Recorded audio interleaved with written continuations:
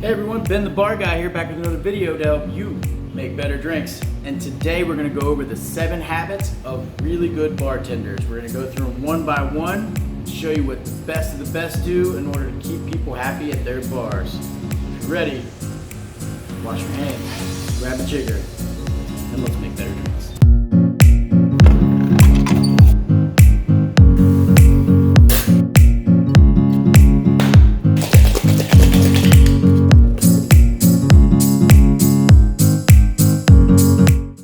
So alright everyone, this video is about the 7 habits that great bartenders do to keep people happy at their bars and do things right. And the first of these habits is they handle glassware properly. Now what do I mean by handle glassware properly? Well, they always handle glassware by either the stem, if it's a stem glass, or the base, or if it's a rocks glass, they always handle it by the absolute lowest they can hold it. Now the industry standard, the guest was given the upper half of the glass and the server was given the bottom half of the glass, but that's changed a little bit with frozen glassware at bars. So if I have a frozen glass, like what we put drinks in, right, we obviously can't grab here and put fingerprints on the glass, right? We have to handle glasses like this. So what we don't want is that on a glass, okay? Nobody wants to see that. Also, your hand warms up a drink, and we want drinks as cold as possible all the time. So, very importantly, good bartenders always hold the glass by the lowest possible point that they can still grip it.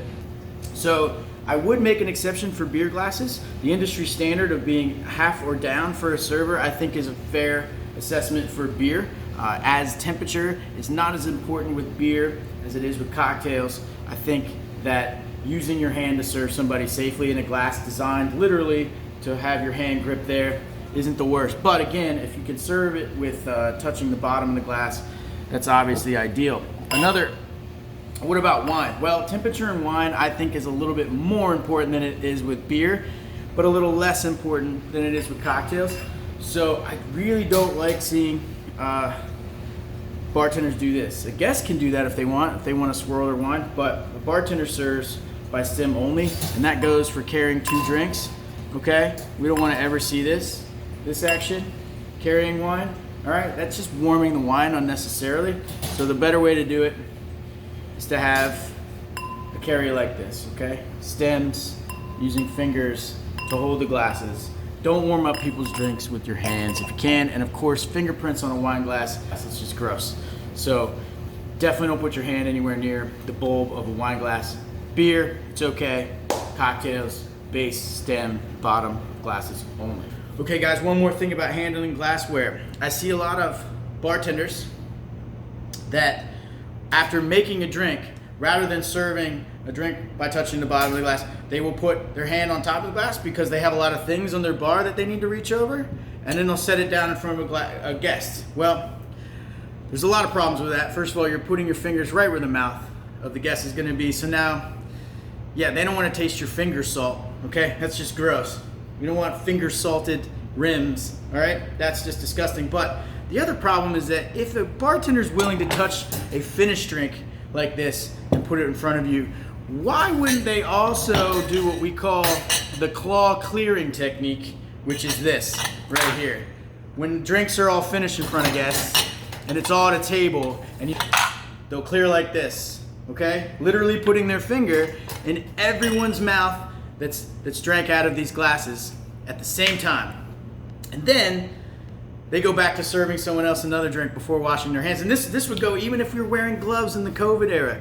Your gloves aren't clean now if you did that. So please, please, don't ever show the claw to your guests or anyone at your bar.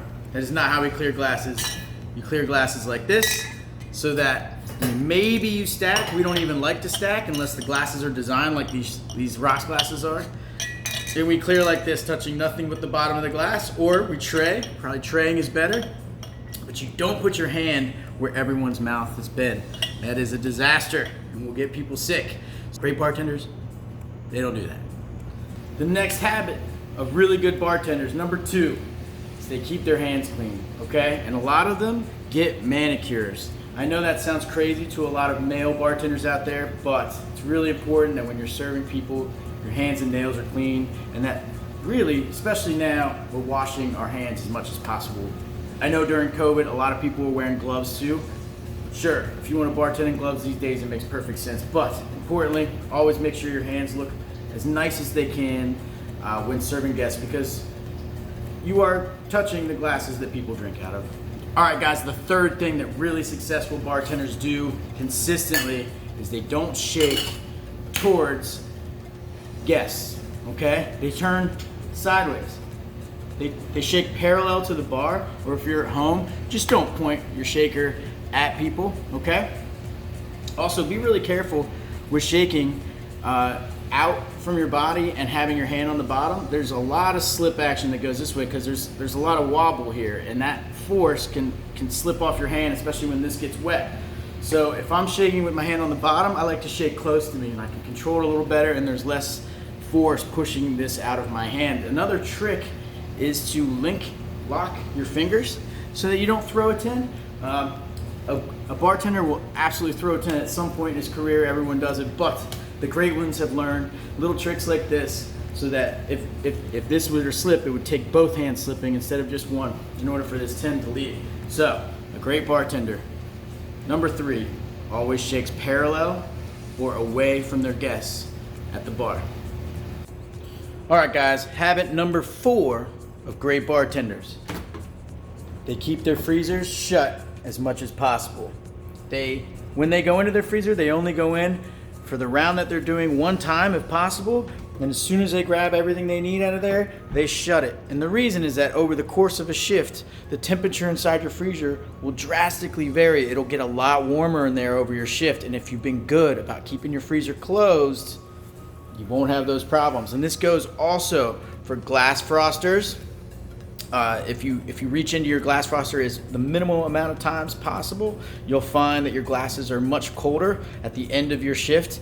And as a little corollary to this, if you use ice bins like this one right here, right, which we'll fill with ice here later, like most bars, if you use ice bins to shake ice, I highly recommend getting a refill of ice from your bar back at some point over the course of a night, because the ice will be so melted, it's going to change how you have to shake, and the quality of your cocktails will be different at the end of your shift from the beginning of your shift.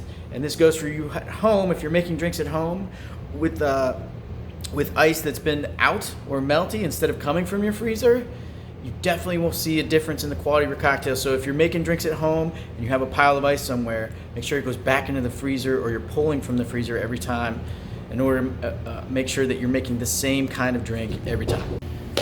All right, guys, number 5. The number 5 thing that great bartenders always do is they tend to have the labels facing their guests when they're pouring. And I know it seems like a small thing now, but guests want to know what they're getting in their drink. So you always keep the labels out and pouring facing the guest. And then if a bottle ever goes on the bar, it sits with the label out. And the reason is that in the old days, people really were kind of shady with what they actually gave guests. And so this is a way of showing your guests that you are on the up and up, and you're giving them exactly what they ordered, and not switching bottles or hiding things from them or being untoward in any other way that might be shady. So labels out, and always have them facing the guests.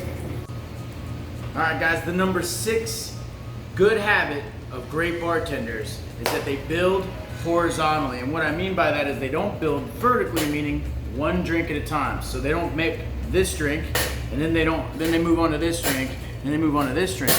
The problem with that is that you may pick up a bottle of liquor for this drink, put it down, and then later have to pick it up again for this drink.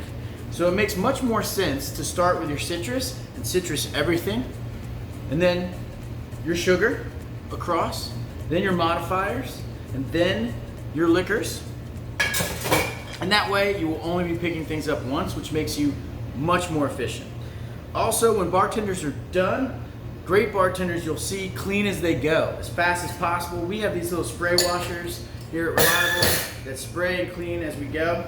And if we can, We always try and keep the top of the bar as clean as possible. When we're done with something, it goes into the sink or it gets cleaned immediately. So that's the number 6 good habit of great bartenders. Okay guys, the number 7 good habit of great bartenders is that they always straw taste. But a lot of people get confused about this when they think the bartender's just straw tasting to make sure the drink tastes right. And that's true, but only partially true. There's more to it than that. What the bartender is really doing is straw tasting and evaluating the wash line of the glass. Now this is just water and bitters, but you guys can see roughly where it comes up to on this nice pretty glass. That's a pretty good wash line for a stirred drink in this case. And so when I go to taste, if the drink tastes spot on, I know I've made the drink correctly with the right measurements. But if I taste it and it was a little watery, that means I've undermeasured. And now I need to make sure my jigger is level when I'm jiggering. If I taste a wash line that looks perfect and it tastes boozy, that means I haven't added enough water, which likely means I also over measured. And then I'm just stealing from my employer, and I don't want to do that either. So every drink a bartender makes, he straw tastes, he then corrects either his measuring or his pouring or how much water he's adding into the drink. And that's a really good step to get really good fast. Pay attention to wash line and straws for tasting. A side note on straws, here at Reliable, we use metal straws for all presentation. So guests use metal straws. I know some people out there are very careful with plastic. And they don't want plastic in the oceans, neither do we. We only straw taste with straws that we also cut, so we get more uses out of the straw. We just found that metal straws were too hard to taste out of, so just so you guys know, we only use a minimal amount of plastic straws. It's just a straw taste, and we don't go through very many at all here at Reliable. The guests all get metal. So all right guys, that's today's video, the 7 habits that great bartenders have. If you guys go out and you practice, you make sure you're making drinks all the time, you're gonna get better. I don't know, maybe you guys have seen some practice like this here. At Reliable Tavern, we sometimes like to train to music so that our bartenders can understand pace of round building. Let's demonstrate.